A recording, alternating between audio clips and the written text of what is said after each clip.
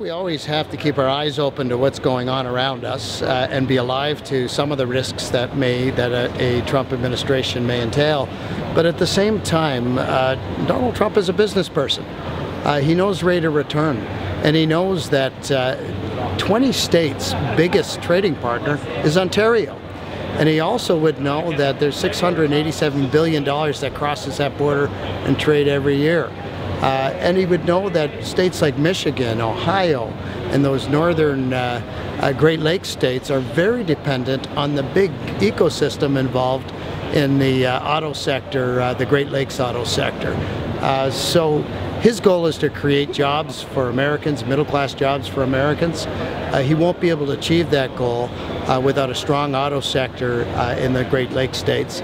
And the auto sector in the Great Lakes is very dependent on a strong Ontario. Well, I think first off we have to sustain the jobs we have, and that's what we've seen in the $2+ billion investments that have been committed to in the last 90 days. That's sustaining our auto footprint, in some cases for the next 10 years, in some cases for the next 5 years. So that's step number one. Step number two is to ensure that not only are we producing the vehicles that the market's looking for today, but we also have our eyes on producing and driving innovation in the vehicles of the future.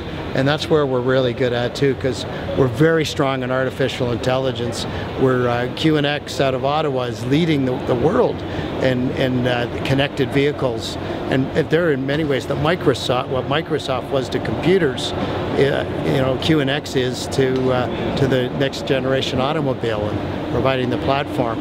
We have many other companies, universities engaged in that kind of investments. So we're really at the cutting edge of technology in Ontario today, both for connected cars, for clean tech, and for autonomous vehicles, all of which is a real global phenomenon. So it's a good place to be, but the window is shutting fast, and we have to make sure we get through it while the going's good.